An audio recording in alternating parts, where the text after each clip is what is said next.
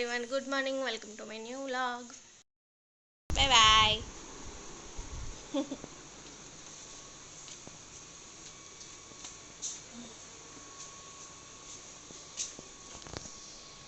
જાઓ રડતી નહીં આજે હા. તો રૂહી પણ રેડી થઈને જઈ રહી છે સ્કૂલ અને આજે તો રૂહીને સ્કૂલમાં યલો ડે છે એટલે યલો કપડાં પહેરીને ગઈ છે. અને બીજી બાજુ હું નાસ્તો કરવા બેસી ગઈ છું.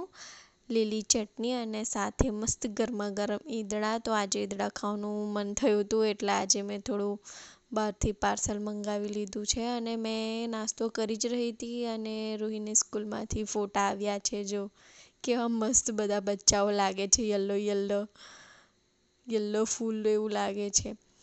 તો રૂહી આવી ગઈ છે સ્કૂલેથી અને રોજની જેમ મેડમ ખાઈ રહી છે પોતાનું ટિફિન બોક્સ. તો રૂહી એવું જ કરે છે, થોડું સ્કૂલમાં ખાઈ આવે છે અને બાકીનું ઘરે આવીને ખતમ કરે છે. તો હમણાં મેડમ ખાઈ રહી છે નાસ્તો અને નાસ્તો ખતમ કરીને રૂહી બેસી ગઈ છે લેશન કરવા માટે. અને રૂહી વેરી ગુડ. તો મારું દીકરું જાતે જ લેશન કરવા બેસી જાય છે ડાયું ડાયું બનીને. Very good. ત્યાં નહીં, નીચે નીચે દીકરા. અરે હાથથી નહીં સાફ કર, રબરથી સાફ કર. અરે જો બોક્સમાં જ લખવાનું દીકરા.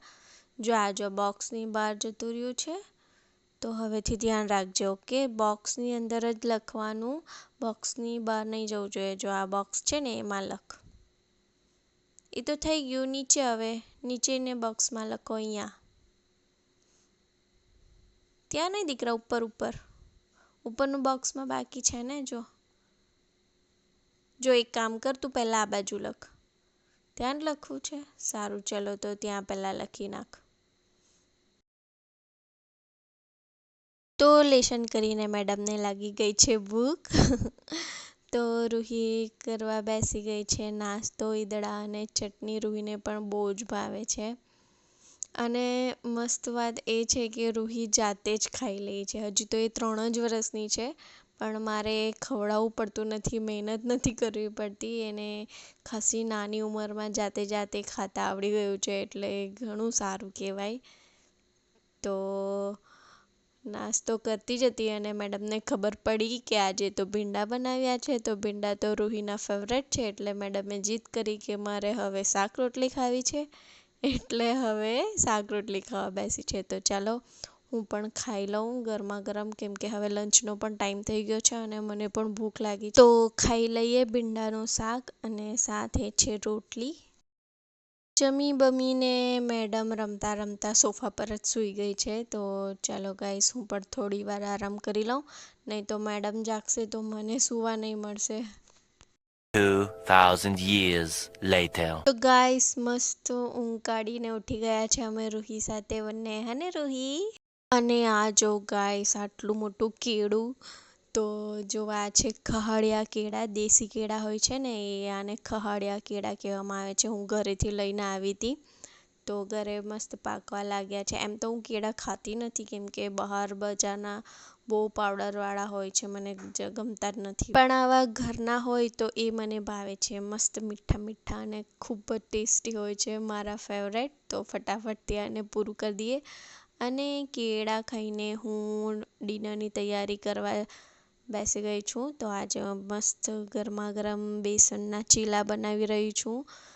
જે વરસાદ પણ એટલો આવે છે ને બંધ નહીં થતો. તો રૂહી અને રૂહીના ડેડીની ફરમાઈશ હતી કે આજે તો મસ્ત ગરમા ગરમ ચીલા બનાવો.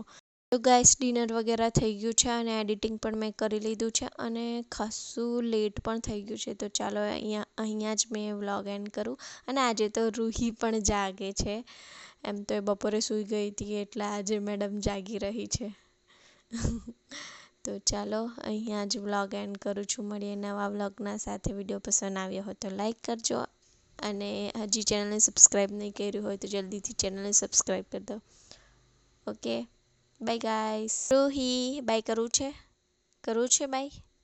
હા. આજે તો રૂહીને ઊંઘ આવી ગઈ છે. થોડી સ્માઈલ તો કરી દે દીકરા, સ્માઈલ તો કરી દે. એ હૈસી. Okay guys, by.